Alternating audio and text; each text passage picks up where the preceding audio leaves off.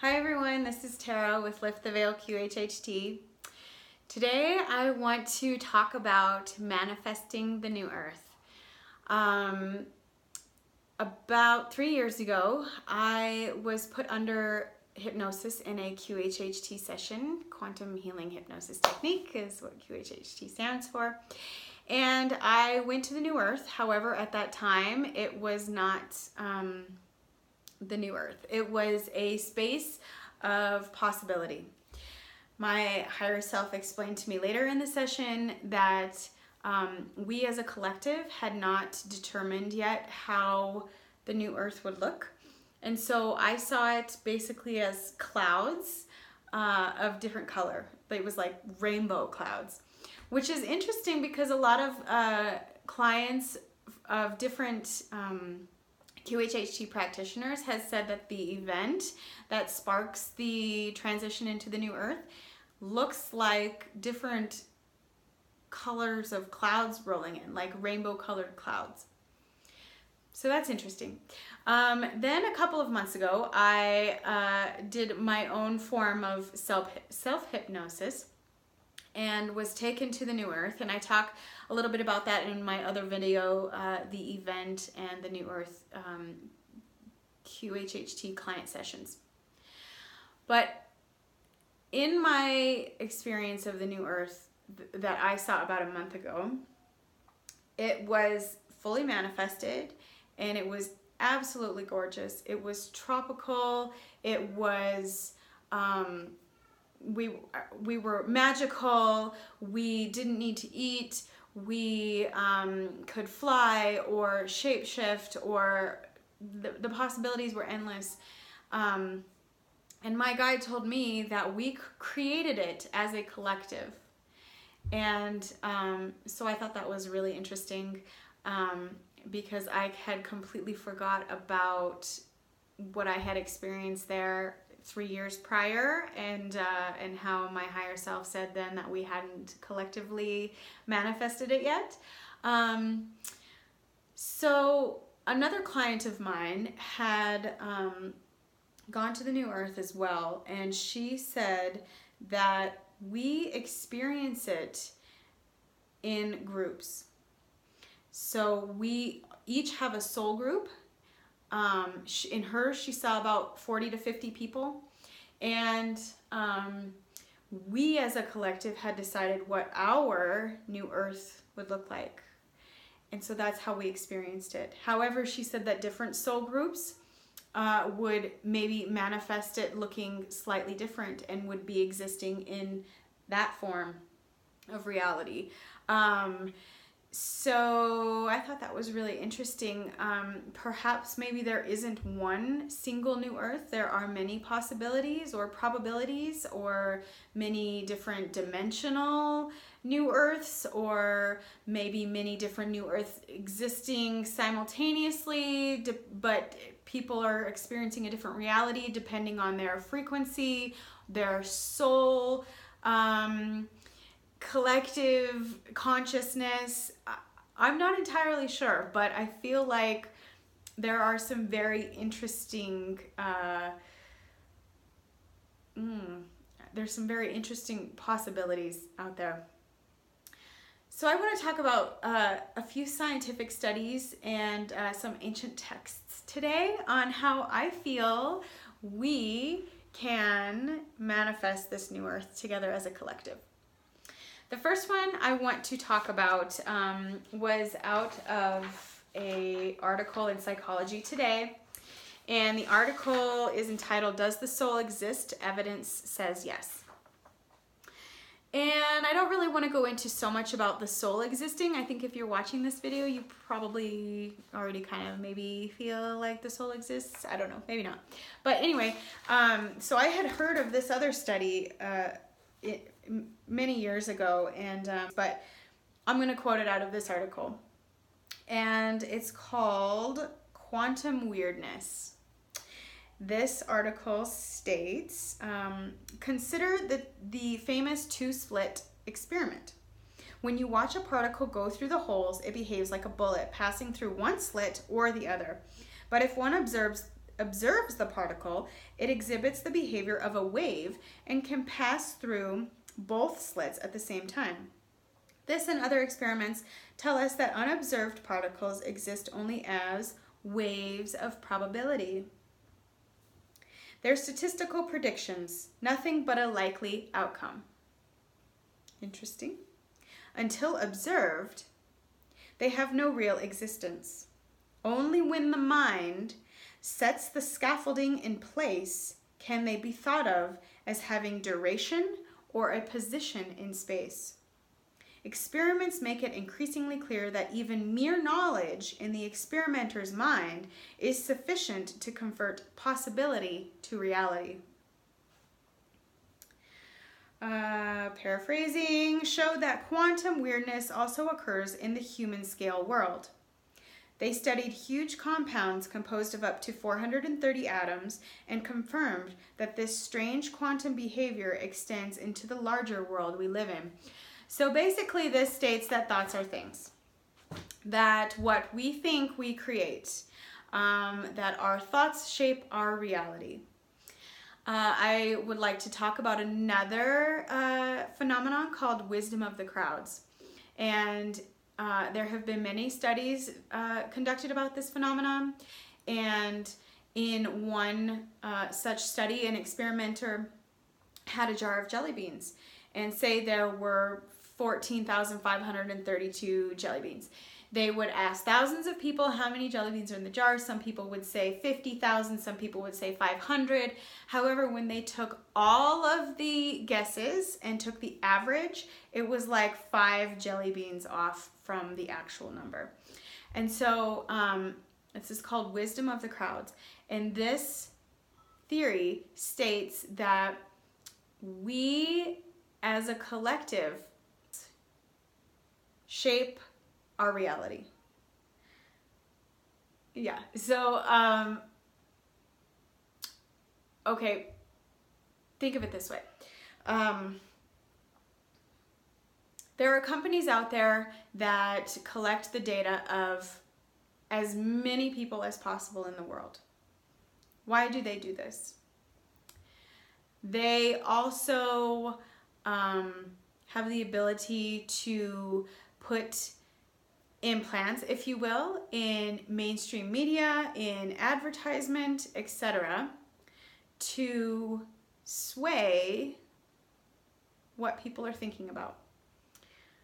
That is because we as a collective determine the future. We as a collective create the future. And so if they have the data on everybody and they know what everybody's thinking, perhaps, this is just my theory, perhaps they can predict the future. And if they can put in certain little triggers or little, nuances, they can sway the reality to however they want. Yeah. So I'm going to move on to the ancient text. This is called the Revelation of Adam, and this is an ancient Gnostic text discovered in Nag Hammadi, Egypt in the 1940s. It's thousands of years old and is said to be in the, it's written like Adam is speaking to his son Seth.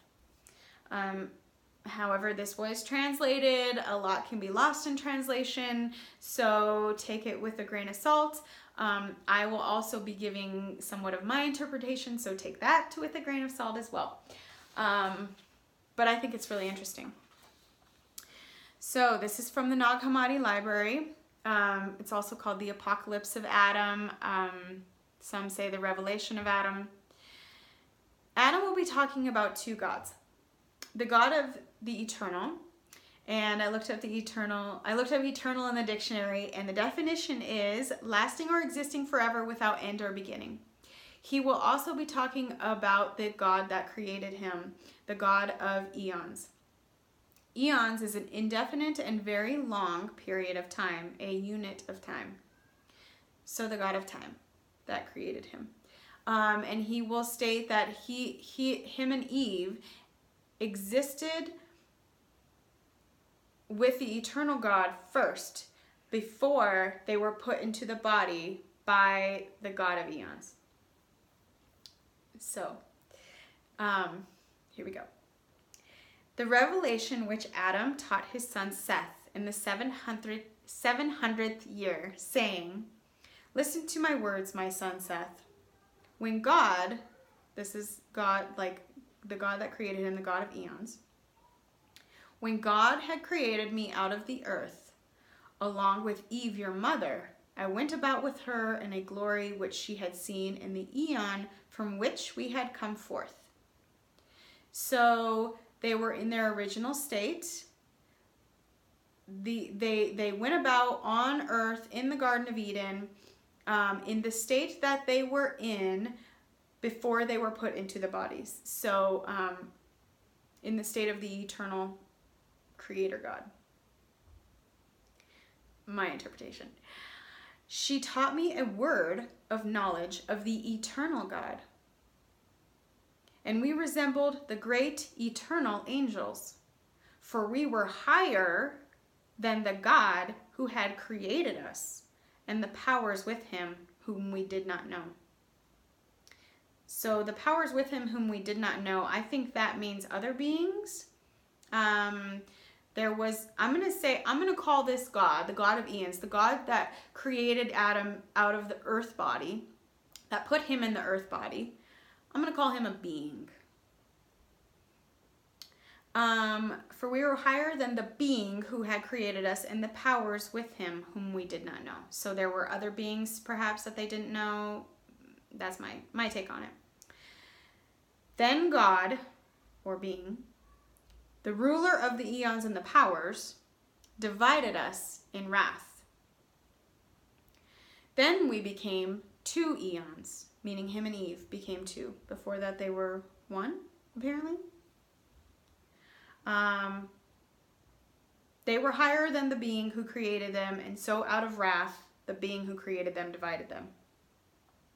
And the glory in our heart," one heart, singular, "left us," me and your mother Eve, "along with the first knowledge that breathed within us." So this first knowledge is the eternal, not the God of the knowledge of the eternal God that left them when they were separated.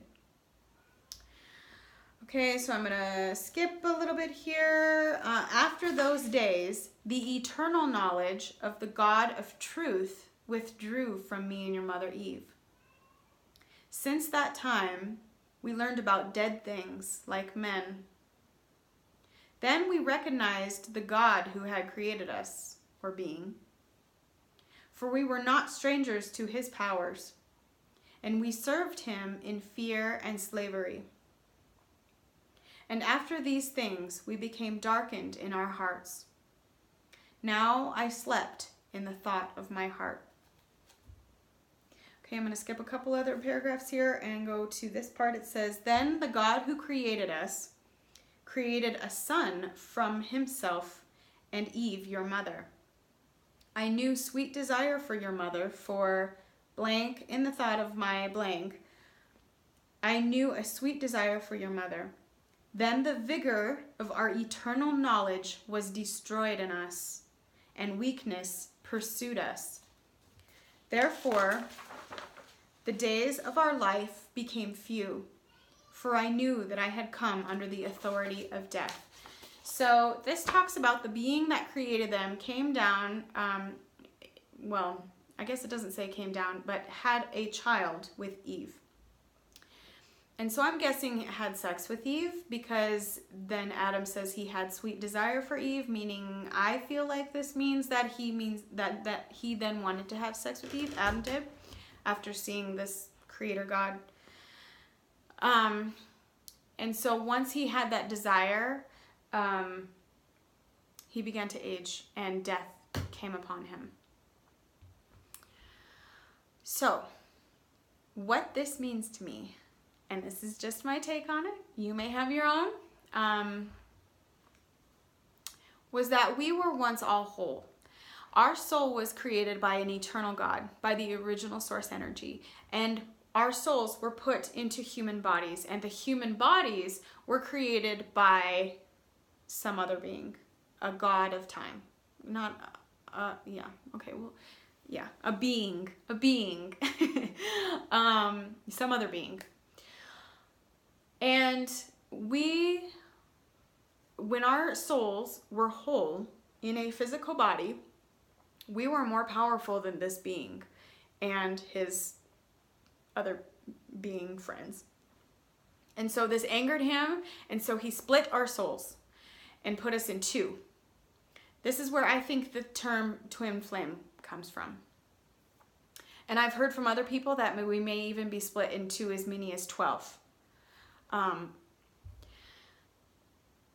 So at that point, once we were split and the knowledge of the eternal left us and we began to age and die, we lost our power. We became slaves and we lived in fear. And many of my clients in my QHHT sessions say that we were in the Garden of Eden, a darkness descended, which Adam talks about the darkness in his heart that descended. And now has come the time for us to move back into the Garden of Eden, or what many refer to as the new earth.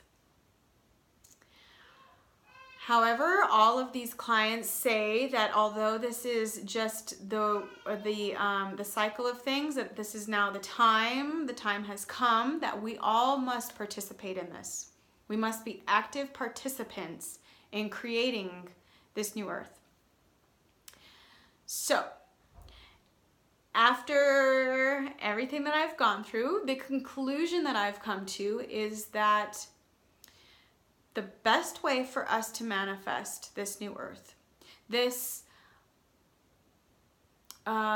greatest and highest good for all, this greatest and highest potential, is for us to reclaim our power, for us to become whole again, for us to unite the aspects of our soul. And I feel like once we do that, we are as close to or closer to our original state, our eternal God state. In the eternal God is a creator God. And if we were created from this eternal God, then we too are creators. And as I discussed in the wisdom of the crowds and in the quantum weirdness, our thoughts are things, especially our collective thoughts. And if we become whole again, if we unite the aspects of our soul, if we merge with our twin flame, we can manifest the greatest and highest good for all. A world that works for everyone. A possibility, a probability that is for the greatest and highest good. So, I have created a guided meditation where I will guide whoever is up for it up into the ether to reunite with their twin flame, to reunite with their with the aspects of their soul and become whole. And if these aspects are incarnated in any other bodies, then those bodies become whole as well.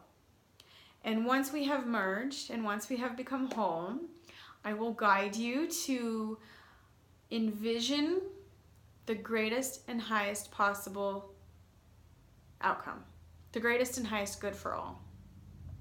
And I also will state that if there is any creating going on that is not for the greatest and highest good for all, it will not produce results whatsoever. So this is a fail-safe.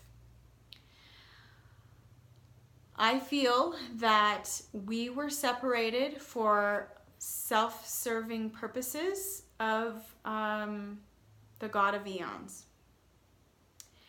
And therefore, in order for us to return to the Garden of Eden and to return to our original state, we must become whole and create for service to others, for service to all.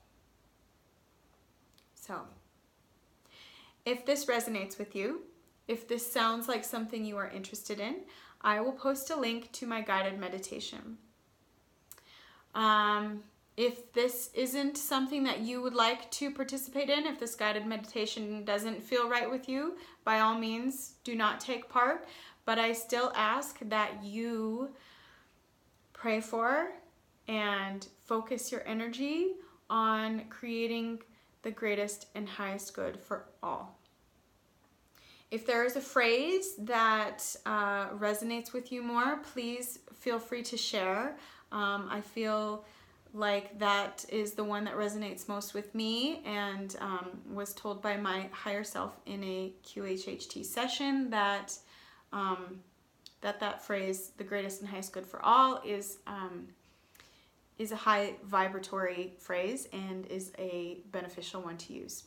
However, use whatever resonates with you, but please do share, because I would love to know. Yeah, so go forth in love and joy, in happiness and vibrance and vitality, and I will see you in the new earth. Thank you. Bye.